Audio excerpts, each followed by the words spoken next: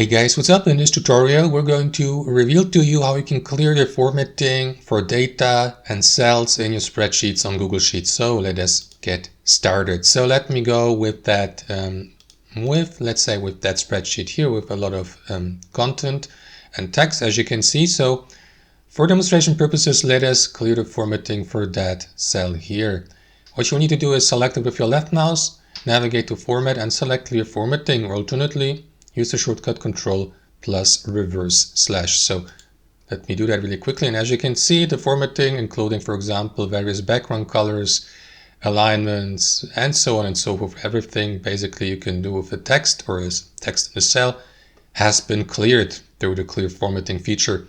And that's it, guys. Let me do that again with that cell here, format, clear formatting, and there you go. That one here as well. Format, clear formatting, and that one. So guys, you see the pattern here, right? Thanks for watching and have a wonderful day.